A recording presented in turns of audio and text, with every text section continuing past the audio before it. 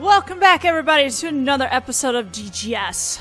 We are about to go and point out a contradiction in Mr. Eggman. Well, I can't say Cloudgree's name for some reason, but Cloudgree, last testimony, because obviously we pointed out that his whole thing was a big lie, and now we have to figure out the inconsistency that was visibly shown, that was visible, or read in his testimony. So our choices are right now, what he should know about: the third pistol, the small window, the blood on the coat. So let's point out. You know, I feel like it doesn't. I don't know. So two of these answers feel like you could answer with either one of them, and it'll still lead to the right one. But let's go with the blood on the coat. It's true that there's blood on Gina's coat. Yes, the back splatter made quite a gaudy stain. But how do you know that? As I said already, I saw it through the small window in that... There was no small window yet! The most important point here isn't that you lied. What really matters is, how were you able to come up with that lie? I assure you, I don't know what you mean. In that case, let me ask you this. How is it, Cloudgree-san, that you knew about it? That there was a small window in the storeroom door, I mean. Huh? That goes without saying. How did you know? What is it? What's got you shocked into silence all of a sudden? The window wasn't made until after the murder. After losing sight of the two thieves, I returned to the shop and... An investigator from Scotland Yard arrived immediately. Right after that, the pawn shop underwent the usual police investigation. Isn't that right, Detective Gregson? Well, that's, true. There was a large number of unredeemed pawn items in that shop in order to investigate them, In order to investigate them all, we were ordered to have officers working there in shifts. And, naturally, Cloudgree-san couldn't enter the crime scene during that time. So how did he find out? So, as I said, you shouldn't know anything about that window, which would make it completely impossible for you to testify about it.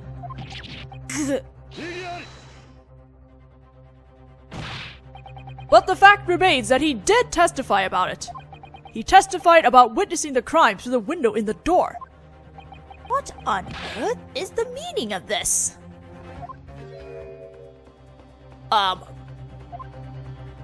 May I say something, Lord Von Zeeks? What is it, Detective Gregson? It's about time for me to return to Scotland Yard for my report. What? I have nothing further to testify about, so if you'll permit me... Shit! Gregson!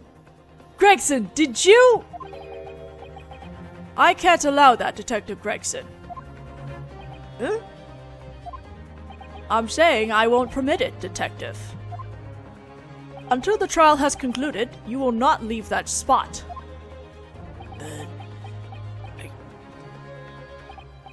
Yes, sir. I think Gregson told him. Remember that part during one of the testimonies they were like whispering shit at each other? I think that's when it happened. Cloudgree-san. There's no way you should have known about that window being there. Which means someone must have told you that information.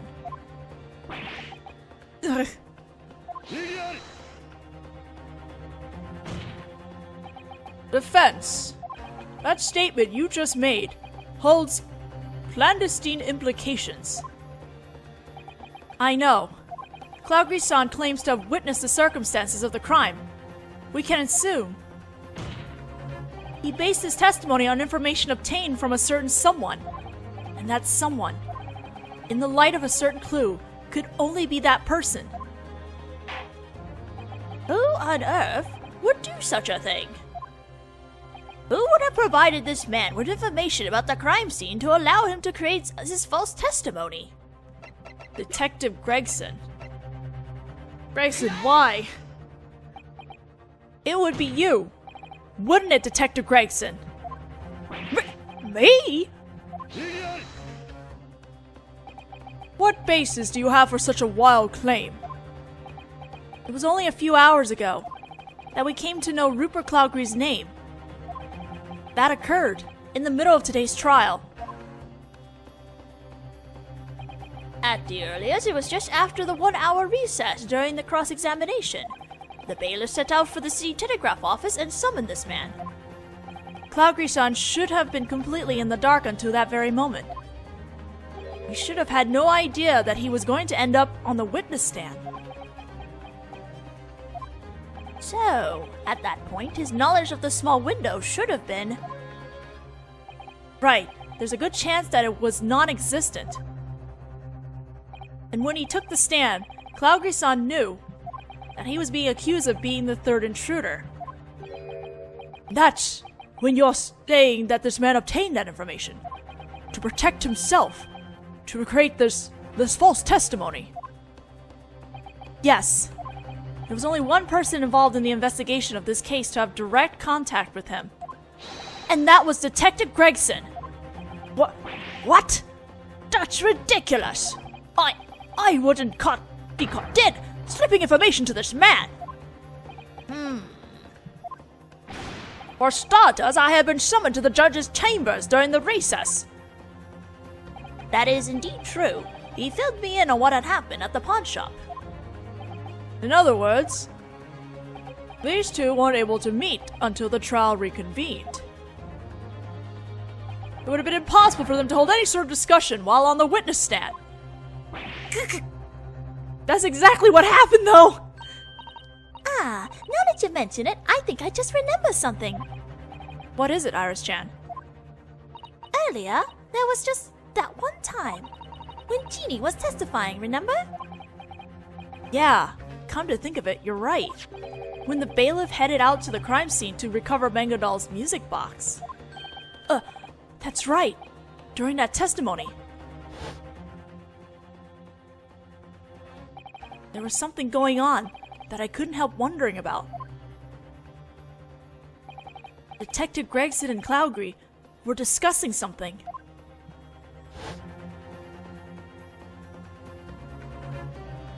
If it was then, it would have been possible for him to feed him the information. Ridiculous! That's just conjecture! I'm a proud Scotland Yard detective, for starters. Why would I leak vital top-secret information about the investigation to a bloke like this? That's true. There's no reason that you would have given him that information for free. But what if there was an exchange for it? What then? An exchange? In other words, Mr. Rupert Cloudgree provided something in return for the information about the small window. Is it the second disc? A yard detective make an exchange with a witness. If this is true, it would qualify as a serious breach of trust. Well... This appears to be the Japanese art of randomly tossing around accusations once again. No, it definitely isn't. We're in too deep to allow vague conjecture. The prosecution demands that evidence be presented. That evidence? What in blazes could the detective possibly have needed from this witness? Present evidence that indicates the nature of their exchange. If Detective Gregson made an exchange with Cloudgree, the only thing Detective Gregson possibly could have wanted was that. Naruhodō-kun, are you thinking of... Yeah, we might finally be able to tie up all those loose ends. In that case, the court requests the defense to present some evidence that indicates that the detective exchanged for that piece of information. Let's present the music box disc. Detective Gregson, You're investigating another important case behind this murder, aren't you? What's it to you? The matter that you're secretly investigating wouldn't happen to be this one featured in this newspaper article, would it? The one in which Great Britain's top secret correspondence information was leaked to enemy nations. How did you... Earlier today, the music box that Meowzy left behind was discovered. It's a special music box that plays 2 discs at once. And those 2 discs possibly have the secret international correspondence information engraved on them.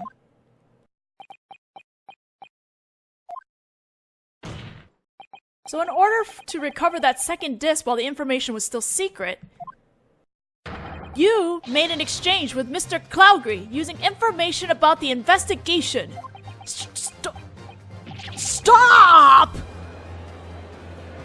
Too late, Gregson, we got you. Why, Gregson? Order! On the day of the murder, we met you at the pawn shop. You said this.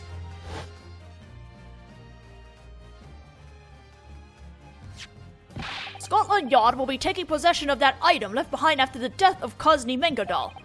Give it here.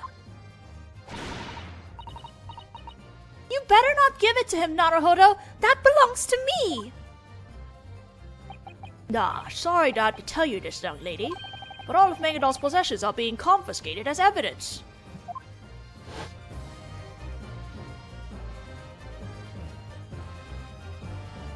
At the time, the police already knew, didn't they?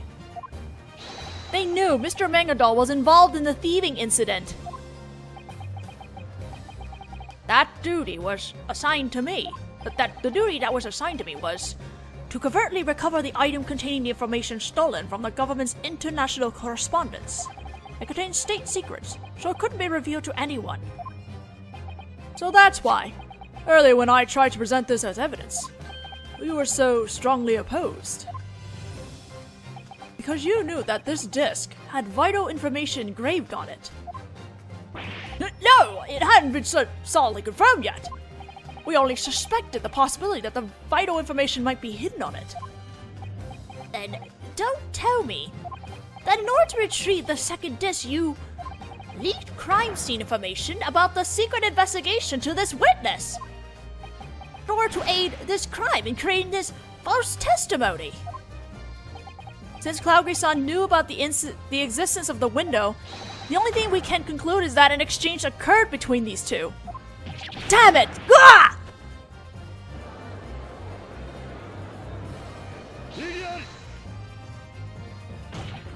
Let's suppose for a moment that that outrageous claim is true. That would have to mean that the second disc is here in this courtroom. Oh, one moment, please.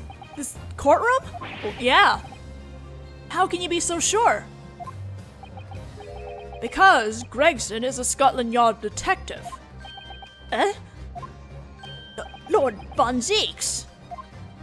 As an outstanding detective, he always calmly assesses the situation before acting. Therefore, it's unthinkable that he would make such a bargain on mere promises, unless he could actually see the item he desired with his own eyes. Then you can't mean that he already has it. The second disc. I haven't heard sir in a long time. If we search Detective Gregson, we'll know immediately. That's right. Think about it. The only time those two could have made their deal was during Jeannie's testimony. Since then, Gregson hasn't left the witness stand even once. Please, search his personal effects right away. Well, Detective?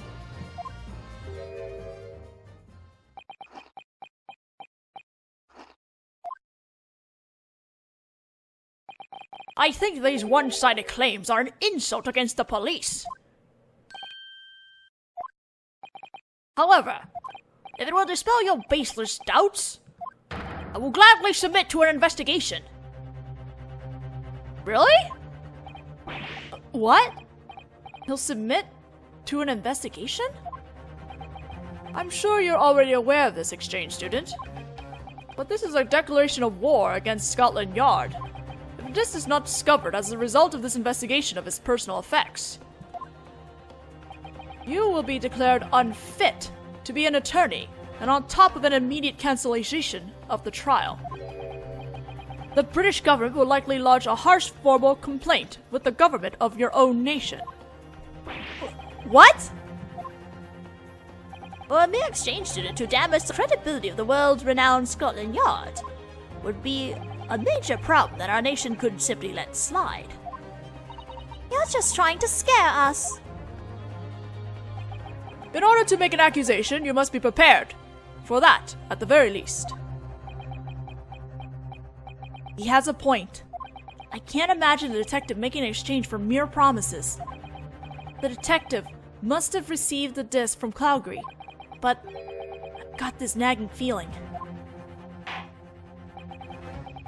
Our court will now hear the defense's final answer. Yes, Your Honor. Will the defense formally request an inspection of Detective Gregson's personal effects? Request an inspection of the detective, an inspection of someone else, or forget the request. Gregson was a little bit too forward about being examining, so he probably doesn't have it on him anymore, even though he didn't move from the stand. There are still other people on the stand though, and there's potentially a chance that he might have given it to someone else at some point. So we're gonna go with that. Inspection of someone else. The defense will request an inspection of personal effects. You're serious? Have it your way. That decision of yours is a perfect example of Japanese hard-headedness. You'll simply have to learn the consequences the difficult way. Alright, I'll neither run nor hide. Very well. In that case, bailiff, gather up the detective's personal... The weak slap! The one the defense is requesting a search of is not Detective Gregson. What? Ridiculous! Your accusation was against me, was it not? We would like to request a search of a different person. What are you babbling about? You're making no sense. Who would ever permit such a nonsensical search? Yeah, well, you're getting riled up over it. That's enough!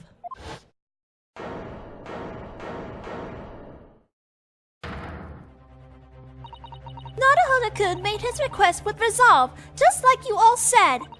You should show respect for his resolve and answer sincerely. That's the Great Britain I'm familiar with. Holy shit, Iris! She chewed them all out! Indeed, you have a point. The court will respond to that resolve. But, one moment, Your Honor. If I'm not mistaken about what I've seen so far in this trial, the one holding that disc must be that person. Whose personal effects would the defense like to have searched? Nemi Templar. The guy next to him. That person is Nemi Templar. Me? You? Now then, bailiff, restrain that man immediately and check all his belongings. Your Honor, I beg you, please wait. Oh, we're on to something. Detective Gregson? Scotland Yard objects to this search. Why? Unfortunately, Detective, that objection won't be honored. The only ones with the right to raise an objection in court are the prosecution and the defense. But, Lord Von Zeeks! I don't know what sort of pressure you'll find yourself under, but I have no intention of impeding this search. Bailiff, begin searching this man! Hold on now. I really don't know anything about any disc, okay? No!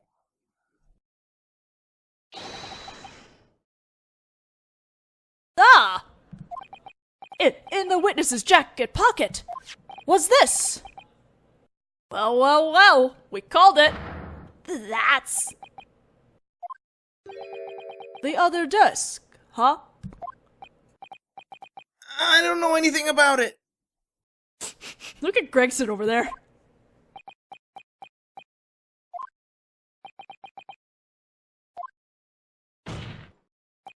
That's the second disc left by Mr. Mangadol. Isn't that right, Detective Gregson? Ugh.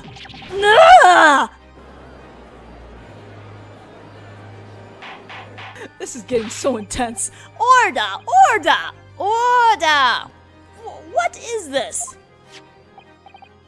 Well, what the hell? Seriously, what the hell is this? I never seen it in my life. And that's the truth! Just one moment, please. What on earth is the meaning of this? The one who made the exchange with this witness was... the detective, right? I don't think there can be any mistakes in that. Any mistake in that? I don't think there can be any mistaking that.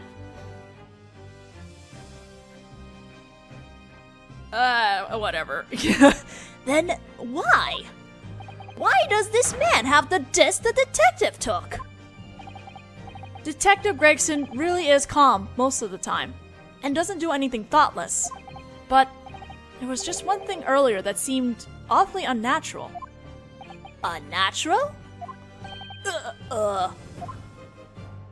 This happened during Clougry-san's cross-examination. Clougry-san, when you left the shop, you had it in your pocket. The second disc, isn't that right?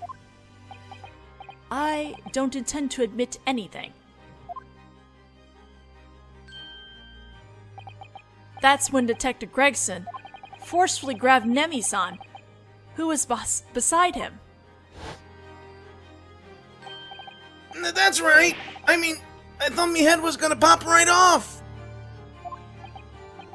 If only I'd have been born a Tully instead. That's what I was thinking just then. What in the world was going on? Don't ask me. Suddenly he just grabs me lapels and starts shaking me like mad. Going on about why didn't you mention the third pistol? He was screaming right in my ear. Me head's still pounding.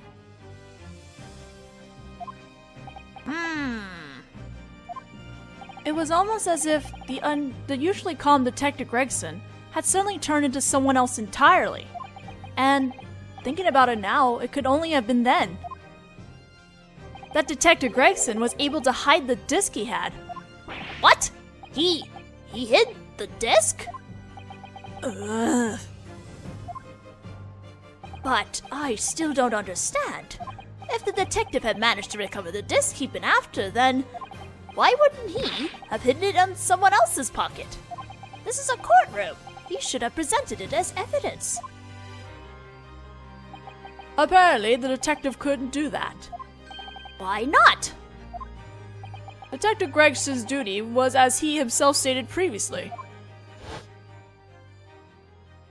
The duty that was assigned to me was to covertly recover the item containing the information stolen from the government's international correspondence. It contained state secrets, so it couldn't be revealed to anyone. Covertly? It was information from the British government's top secret correspondence. Apparently, it would have been troublesome for them if it had been presented in court as evidence. Is that correct, Detective Gregson? I acted on the orders of the English government. I cannot answer that question. On the off chance that your personal effects were searched, you looked for an opportunity to hide the disc that you just obtained from the witness somewhere. Oh, so you mean... Detective Gregson made a show of grabbing Nemi-san in order to slip the second disc into his pocket. He made a show of grabbing him?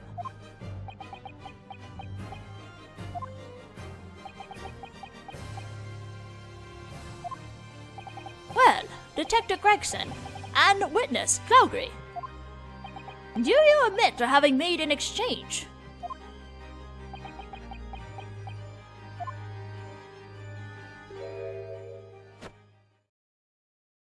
God damn it!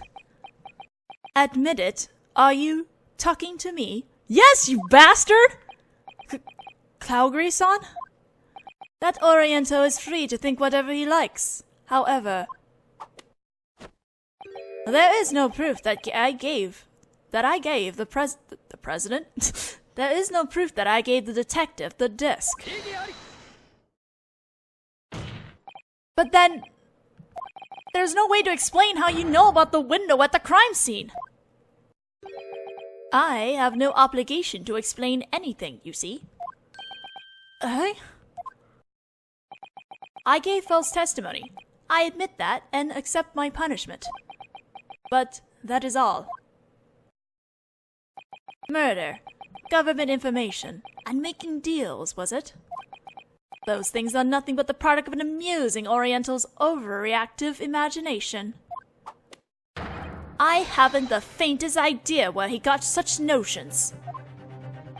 What?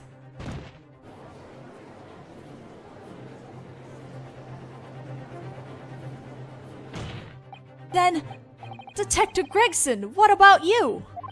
Do you admit the fact that you made an exchange with Calgary-san? Ladies and gentlemen of the jury, as a Scotland Yard detective, just allow me to say this. I acted for the sake of our proud nation, Great Britain, and for the sake of justice. This ain't justice!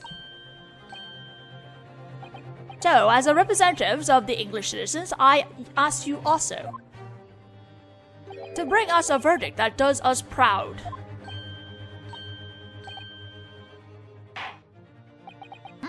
This is quite a conundrum. It's very unusual for a trial to go on so long without arriving at a conclusion, but if there's no more evidence to be presented, all that remains is to request a final verdict from our 6 jurors. There is a definite weight to the words of someone who is willing to lay down his life for this country. That detective is trustworthy. This servant's eyes can tell. No matter how I cross my eyes, I can't see anything in 3D anymore. Maybe you broke your eyesight from looking at too much 3D stuff. As a professional myself, I'd like to believe what he told us. Mr. Calgary is a master at what he does. Yes, I aspire to be like him. I trust Detective's eyes. That is all I know. This is bad. The jurors all trust Detective Gregson. If they give their verdict now, Will Jeannie be declared guilty? if I don't present some definitive evidence right here, right now, it's all over for us. Evidence that will get Calgary to admit to murder and theft, or evidence that will get Detective Gregson to admit he had exchange. He made an exchange. Well, what do you say, defense? Shall we have the jurors hand down their final verdicts? Or are you prepared to present definitive evidence? I request a verdict from the jurors. Gina-san will be declared guilty. In that case, all we can do is just toss out some evidence. Everything hinges on this decision. Who should I present evidence to? Calgary or Detective Gregson? It actually doesn't matter who you pick. If it's Calgary or Gregson, you'll just get different dialogue, but in the end, the outcome is that we will prove that Gina is innocent. But this one has me picking Detective Gregson. So the first one is Calgary. Gregson, leave it to the jurors. So let's do it with Detective Gregson. Detective Gregson, there's one final piece of evidence I'd like you to look at. For me? if you won't admit to your exchange to Cloudgris-san, we'll have to examine this piece of evidence exhaustively. But what? This is it. I just gotta show him this. In order to get the detective to admit to having made the exchange.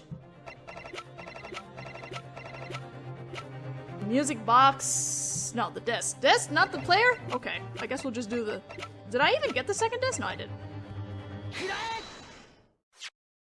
Is this Mr. Mango Doll's disc? This is the first disc that goes into the music box. Would you mind if we listen to it one more time? But this time, we'll play it alongside the second disc we discovered earlier. You mean this one? No, wait! I can't let you do that! Why not? Because, that's right, it has absolutely nothing to do with this case. That's not true! What? The defense previously made the following claim, that the sound this music box plays is part of a message in Morse code. Morse code is made up of two types of sounds. It's possible that that disc has the second type of sound engraved on it. We must confirm this possibility. But this is top secret information that was stolen from the British government. If you reveal it here, that's an act of defiance against Great Britain. In that case, you're willing to admit it? That you made an illegal exchange in order to protect this top secret information. Damn you! If you're going to leak that top secret information, you'll become an enemy of our government. You're a detective, and yet you share confidential details about the investigation with a witness. In an attempt to fulfill your duty, you used any means you had at your disposal and lied. In a situation like this, I'm also forced to use any means at my disposal. What? If it's to protect my client, I'm prepared to make any enemy I must. Broke's like, oh, this is a good show. Let's get a drink. Your Honor, please. We must check to see what that music box will play right now. Lord Von Six, please, please stop him.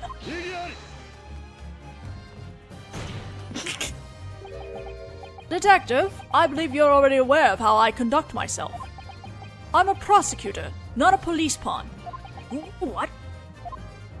Because of the position in which I stand, I will use any means necessary in order to pursue the truth. No way!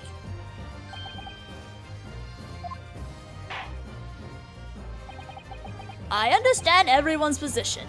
In accordance with the defense's request, let us once more listen to the sound that this music box will make. What will happen when we put both discs in and play them at the same time? I love this picture! This is like the best picture right here. Okay, we will play this music box disc in the next video because we are slightly over time now, so we hopefully, I'm saying 2 more videos will be done with this case. But God, we're almost done! I'll see you guys then!